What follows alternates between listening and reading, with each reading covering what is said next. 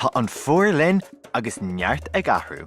Tá na duilleoga ag athrú datha, ag titim ó na crín, agus tá flúirse airí dúilre ar fáildiún ar an talamh le pictiúir álinn a churthú den séasúir seo.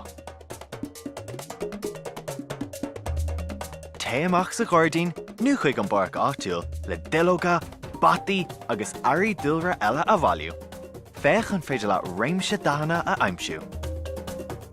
Fuair mé aráiste, buí, dearg, agus don, agus neart bataí.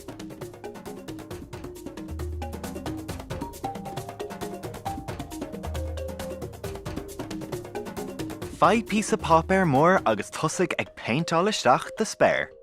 Ná bí bortha mar a déintú go dtí an imeall ar fad, tá spáin méid dit cad le déanamh le sin ag an deireadh.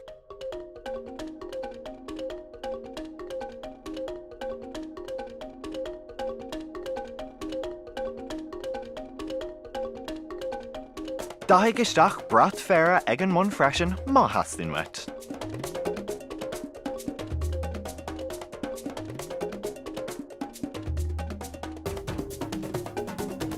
Curg lé ar roint bataí agus gramig ar an bopéirid. Is iad seo na crín.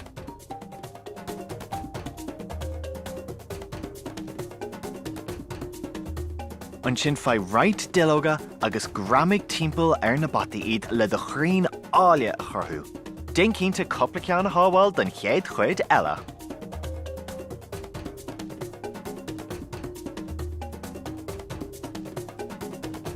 Leis na duilleoga atá fáca, cur péinteartha agus an sin den printáil lo timpeall an imeall leis na páitiúnartha a thaispont. Dúsad me se paint bán, dearg agus bán dearg.